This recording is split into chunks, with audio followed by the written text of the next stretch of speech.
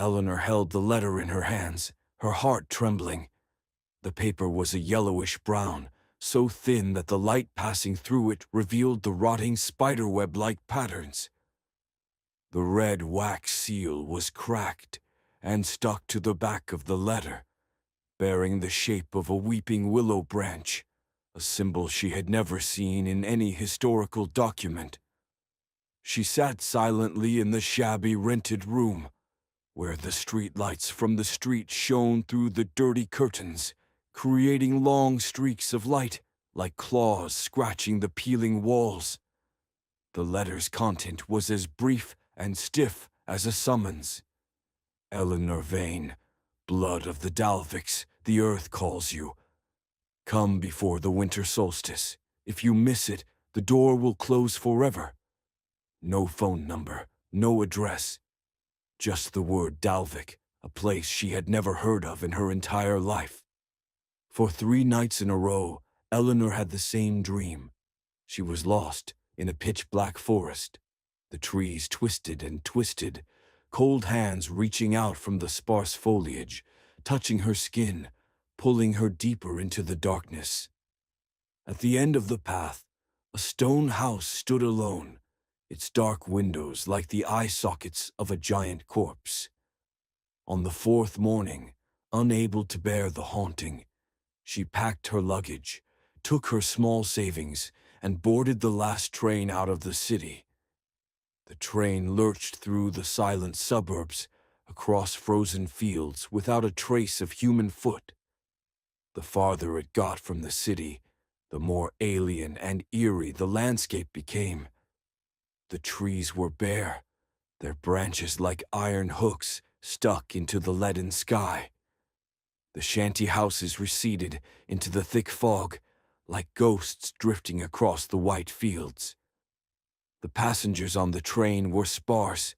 Everyone was wearing thick coats, their heads bowed and sleeping quietly, their faces hidden in the dim light of the train cabin. Eleanor sat quietly by the window, clutching the letter in her hand, her heart pounding in her chest. When the train pulled into Dalvik Station, it was pitch black. There were no lights, just a dilapidated station with an awning that swayed in the howling wind. No one came to pick him up. No one waited. Only an old pitch-black carriage stood at the end of the platform, the horse standing still, its mane covered with frost, its breath puffing out white wisps of smoke like a ghost. The coachman was cloaked in black, his face in shadow. As Eleanor approached, he nodded slightly, opened the door, and gestured for her to get in. The inside of the car was cold.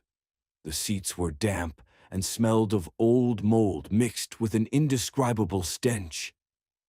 The car lurched over the rough cobblestone road, each jolt making Eleanor feel like she was being thrown into the mouth of a giant monster. The darkness outside was as thick as pitch. The tall trees that lined the road bowed their heads like ghosts guarding the gates of the underworld. Not a word was spoken. There was only the steady sound of hoofs, and the wind howled like a child's cry into the darkness. Dalvik appeared dimly like a dead dream. The ancient stone houses, the roofs rotted, the windows tightly closed, the only light coming through a few hair-thin cracks, weak and trembling as if about to go out. Eleanor stepped out of the car, her feet ankle-deep in the snow. The cold was like needles piercing her skin. Marta's house was on the edge of the village, set apart from the others. A huge, dark mass of stone, it seemed to rise from the cold earth. The door opened automatically as she approached. A blast of cold air rushed out, carrying with it the smell of old ash, dampness, and sage. Marta waited in the hallway. She wore a long, ashen-gray dress. Her body was as thin as a stick, and her deep-set eyes were cold. She took Eleanor's hand, her fingers cold as ice against her skin, and whispered, You came just in time. Tonight, Dalvik will sing the song of the motherland. The air in the house was thick with an unnamed gloom. Old pictures hung loosely on the walls, portraits of strangers with empty black eyes, as if watching Eleanor's every move. At night, Eleanor lay restless in her old bed, the mattress sinking as if it wanted to swallow her whole. The wind whistled through the cracks in the door, carrying with it vague whispers, a lost invitation. As the clock struck 12 dryly, Eleanor got up and went to stand by the window. Outside in the square, in the thick fog, a group of people in gray cloaks were quietly gathering. They held weak torches, circling around a pitch-black stone pillar that rose in the middle of the square. Strange songs rang out, the melody sad, the sound wavering like the sobbing of the earth. Eleanor shivered. She felt the cold wind penetrate deep into her bones, and heard a vague, persistent call in her heart. Dalvik is more than just a village. It was a trap, opening to greet her with all the coldness of death. Eleanor left the window, feeling uneasy as if something was about to happen. She reached out to turn on the small oil lamp on the table. The dim light was only enough to illuminate half the room. The rest was still engulfed in darkness. The wind pounded against the window, gust after gust like fingernails scratching glass. In the dim light, Eleanor saw her shadow on the wall, twisted and distorted, not at all human. She stepped out of the room, her bare feet cold on the stone floor. The hallway was long and dimly lit, the walls covered with faded portraits. For a moment, Eleanor felt the eyes in the paintings move, following her every step. A creaking sound came from the end of the hallway. A door opened by itself. Behind the door is an old stone staircase leading underground. Down below it was dark, cold, and filled with the smell of mold, rust, and rotting flesh, the smell of old decay. Eleanor felt her heart pounding in her chest. Part of her screamed at her to turn back, but an invisible force, like a cold hand, pushed her down the stairs step by step. Every stone step underfoot was wet and slippery, as if covered with a layer of dried blood. Reaching the bottom, Eleanor entered a large, dark chamber. In the middle of the chamber, a large stone pedestal, on which was a giant statue, a creature half human, half beast, with a snake head, a human body, silver scales covering it from neck to toe, and eyes as deep as bottomless pits.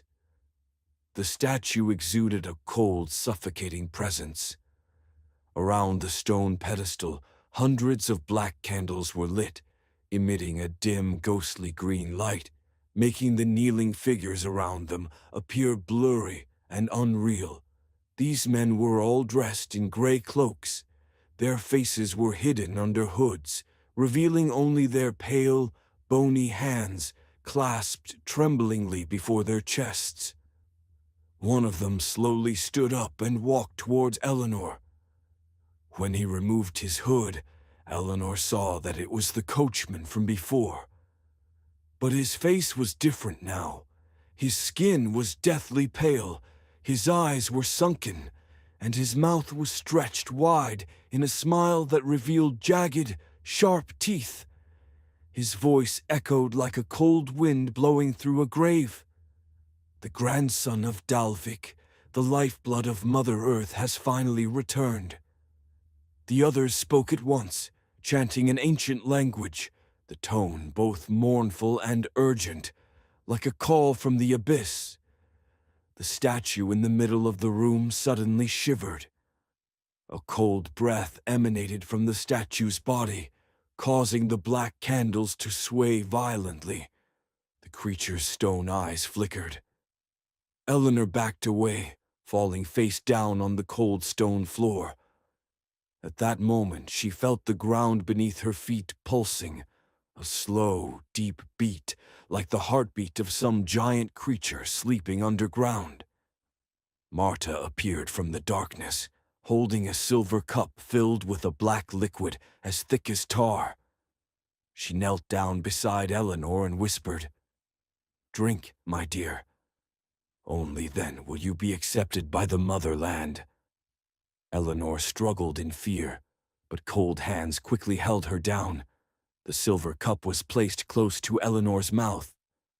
The pungent smell made her nauseous. A black drop fell onto Eleanor's lips. Instantly, she felt a fire burn in her chest.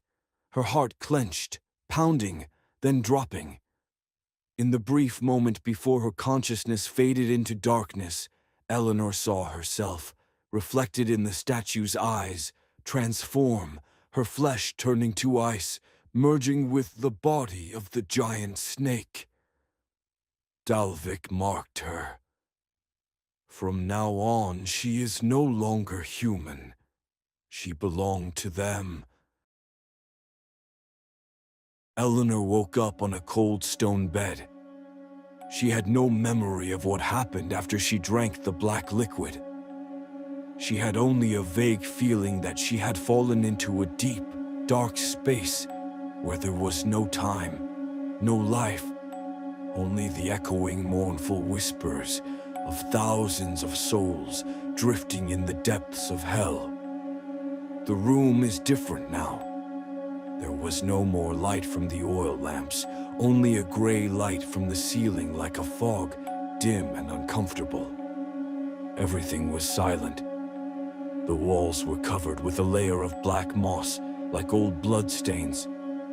She looked down at her hand, paler than ever.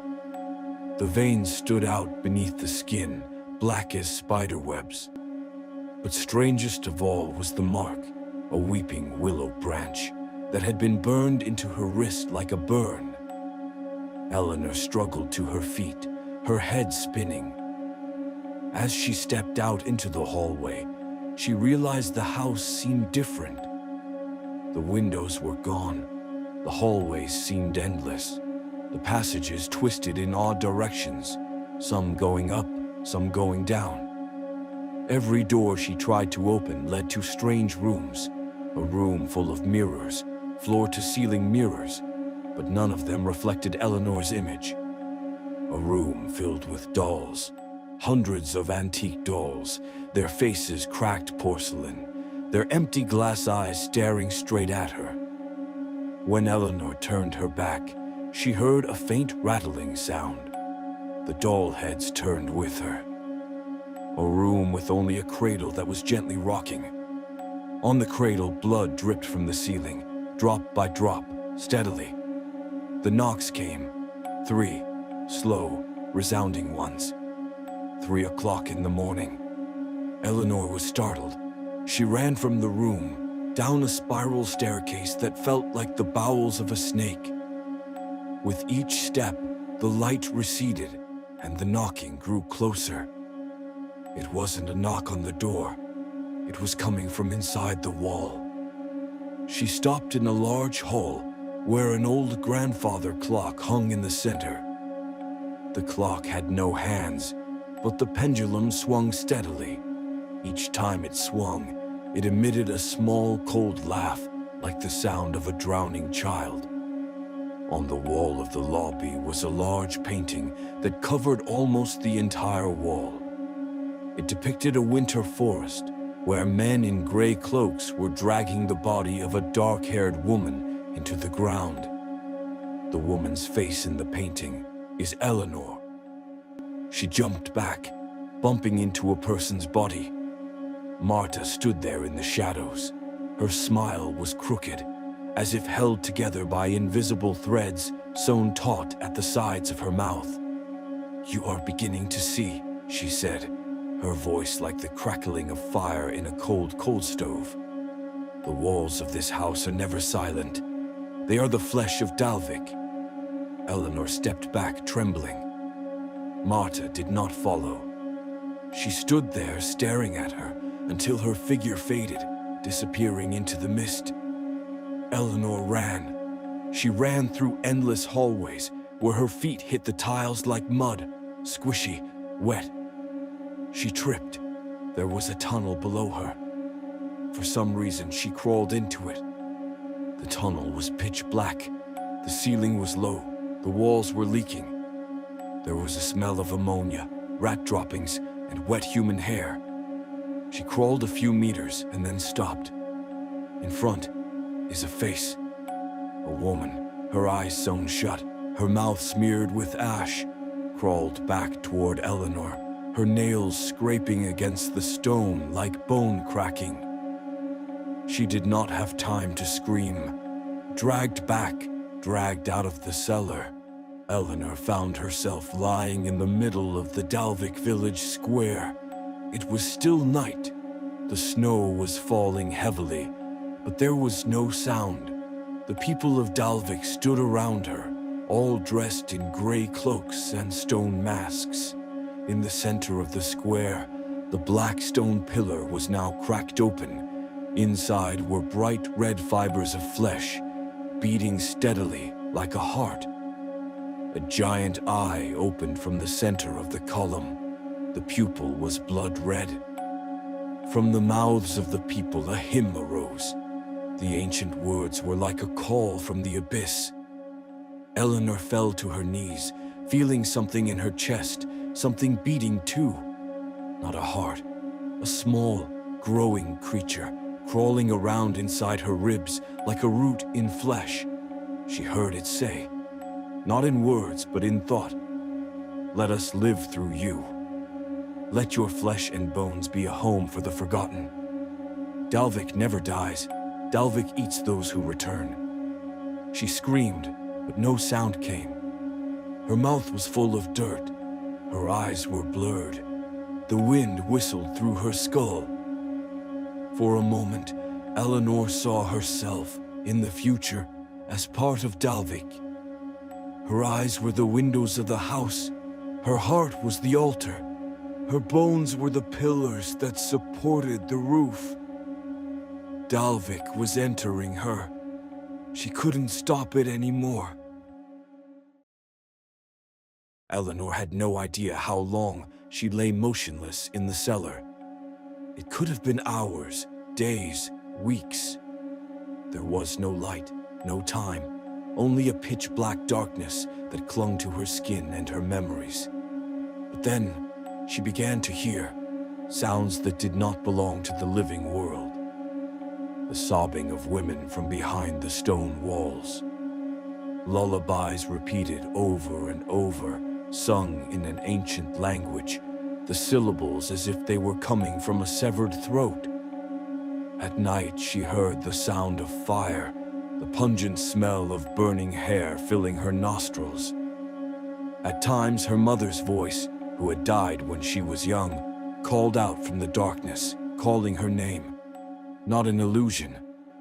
Dalvik is testing Eleanor. In her unconscious moments, she dreamed. In her dreams, she saw women from different eras being dragged through the snow, tied to the black willow tree in the middle of the village, sacrificed in pagan rituals. Among them was a girl whose face resembled Eleanor's, but her eyes had been gouged out and blood was coagulated down her cheeks. Eleanor woke up screaming, but no one heard. When she woke, her body was covered in a fine layer of gray earth. There were runes on her chest, scratched into her skin with fingernails. There was no pain. She was used to pain. At that moment, the cellar wall opened. Before her was a stone staircase leading deeper down, where Dalvik's final secret lay. She walked, each step making the hallway gasp for breath, the walls heaving like lungs, the stones dripping blood. With each step she took, she heard a whisper. Children of Eve. Last blood. Open door. Finally, she came to a round room like the bottom of a well. The ceiling was high, the walls covered with human bones. Thousands of skulls looked down from above like chandeliers. In the middle of the room, was a stone pedestal on which lay a dismembered body, head, arms, legs, each part lying separately, connected by blood-red willow roots. That face was Eleanor again, another Eleanor. Marta stood by the stone platform, no longer an old woman. Her body had been transformed, long and stiff as a dead tree branch. Her hair had fallen out, revealing ashen skin. Her eyes had no pupils, just two deep sockets, from which emanated the acrid smell of burning resin. "I thought I was the chosen one," she whispered. "Number, I'm the last piece." Eleanor fell to her knees. She understood. She was not the one who broke the curse. She was the key. "Your blood carries the souls of those who were swallowed by Dalvik. They sleep in your marrow. Every century, one of Ava's blood must return to open the door for Dalvik to be reborn." Eleanor screamed, but there were no words. Marta put her hand on her forehead. Locked memories burst forth. Her mother had lived in Dalvik. She had fled the village at 17, her soul torn apart. Eleanor was born abnormal. Once, when she was 3 years old, she talked to the wall for hours. At 16, she wrote a prayer in her diary, a hymn to Dalvik in ancient language. She was always drawn north, toward the cold, toward the snow, where death knew her name before she was born. "It is no coincidence," said Marta. "You were brought here, awakened, and now united." The wall began to crack. The people of Dalvik appeared, one by one, stepping out from the crevices of the rocks, their faces covered in wooden root masks. They surrounded Eleanor, beginning to chant. Her heart beat faster, her ears ringing. Her skin began to crack. Red light shot out from the runes, filling the room. The ground shook. The stone roof cracked, revealing a pitch-black sky. No moon, no stars, just a giant eye staring down. Eleanor was no longer herself. She was everything: the bones, the blood, the cries of the sacrificed souls. She felt every scream, every drop of blood of the women before her. And then, from inside, she heard a voice. Not Dalvik, it was her, another part of her, the part that Dalvik had yet to claim. "I am the last blood, but also the last refusal." She tensed, put all her strength into one action, biting her tongue, swallowing blood. Her blood seeped into the stone floor, but was not absorbed. And then, the faces began to melt. The people of Dalvik screamed, masks falling off to reveal empty eye sockets, burned faces. Marta recoiled, her body splitting open, oozing black, oily liquid. The stone pedestal was shattered. The tunnel wall collapsed. Light poured in for the first time, not from the sun, but from Eleanor's own body. A white light, cold as ice but with a finality. She stood there in the sea of ruins. Dalvik collapsed. There was no bang, just silence. Absolute silence. When rescuers found Eleanor 3 days later in the snow, she was speechless, not crying, not laughing. In her hand was a black willow branch, scorched. She was taken to the hospital in Oslo. She never left her room. There was just one strange thing. Every night at exactly 3 a.m., her room door opened slightly. From inside, one hears a lullaby in the voices of hundreds of women at once. The door is closed, but the snow is still there. If anyone hears the call, Dalvik will open his eyes again.